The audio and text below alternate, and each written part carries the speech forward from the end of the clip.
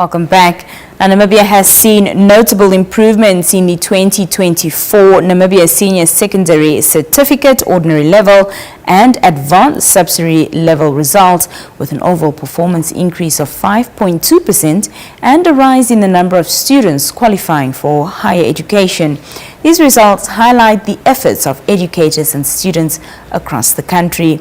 To provide further analysis, we are now joined telephonically by the Secretary General of the Namibia National Teachers Union, Loide Shaanika. Loide, good evening. Thank you so much for joining us here on the Daily Roundup.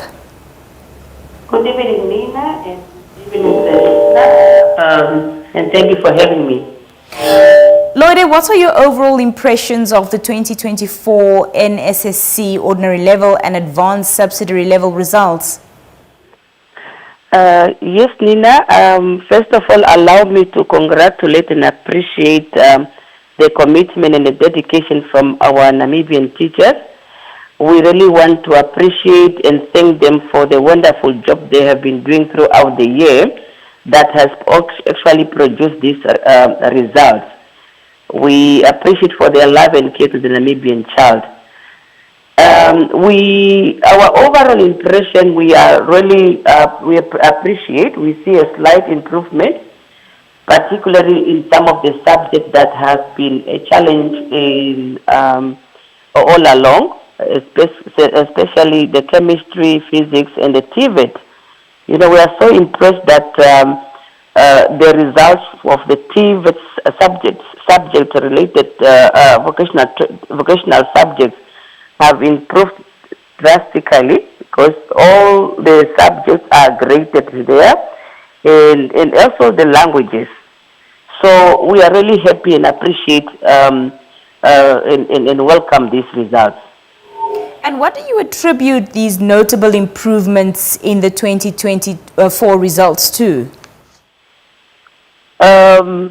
What really attributed, first of all, I should once again appreciate the effort from our teachers. What we have actually observed is that most of our teachers are very committed towards self-development. They are constantly upgrading their qualifications in aiming to advance their skills in their specific related subject that they are teaching.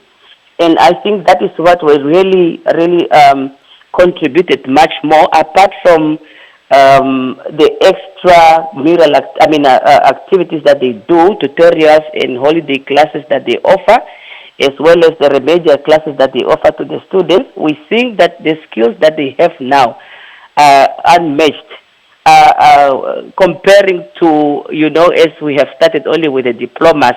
But now you can see most of our teachers are really upgrading to advance their skills and knowledge in order to impart this knowledge to our learners and improve the teaching and learning in their classrooms.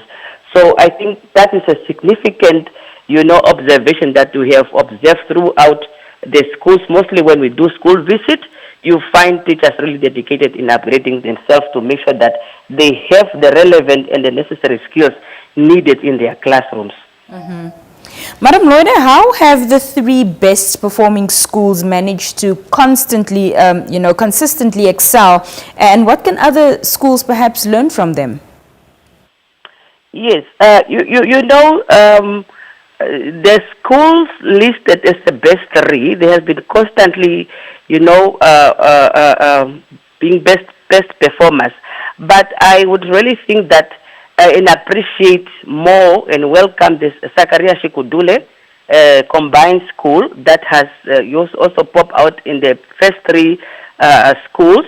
But I want to say that some of these schools that are coming up now, these are the schools that really put more effort. The other schools, they have special admission criteria, of which gives them the best performing learners from all these schools, of which we are not really appreciating, because we think the dedication and towards these children were already advanced by the previous teachers. But I see potential. We see potential in all schools if they were if the ministry could have equitable distribution of resources to all the schools, in terms of, and also in terms of the infrastructural development. So some of these schools like Zakaria Shikudule, you really want to appreciate, other than Rukonga that have those special admission requirement that gives an only best learners from the schools that produced by these schools. So, but I want to say every school has a potential to devise strategies, to be innovative, to be dedicated, as long as they are equally supported, just like the schools that has been upcoming year to year, the Rukonga, Onawa, and just to mention a few. But these schools are very well equipped, even though that the teachers are very dedicated, but they are working in a very smooth environment compared to other schools that are not well resourced. I understand that you're visiting schools around Namibia. What have you observed in terms of, the challenges and successes faced by students and teachers alike? Yes, we are in a mission to visit schools. You remember in 2023, we launched Operation Nantu to make sure that the schools are well prepared and to make sure that the post-provision of norms in schools are adhered to.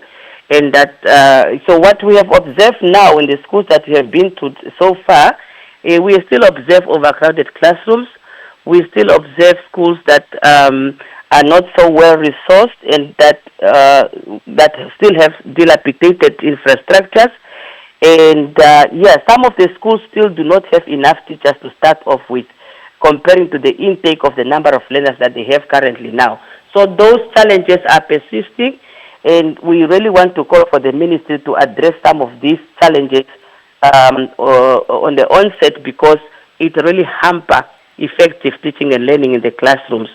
It's also denying our learners, of quality education they deserve in terms of this constitution. So we really want the ministry to fast-track the process. There's a bureaucracy of appointing teachers to the classrooms. Hence, we have classes that are still having 40, 50 learners, as opposed to the approved norms in terms of the Namibian, system. So we just want to ask the ministry to address some of these challenges while it is still early, so that at least we have better results coming the end of the academic year. Talk to us about the role that the union plays in supporting teachers' professional development and addressing these concerns that they have. NANTU has been doing quite a lot in terms of providing CPT programs to the teachers, continuous professional development programs. You have probably also observed in last year, in 2023-2024, that we have been providing digital, training to our teachers. We have produced about 1,500 teachers that we have equipped in terms of IT, literacy, and integration in teaching and learning. We have also done, at our Congress, if you have observed it, we have produced 150 teachers who graduated at the level 4,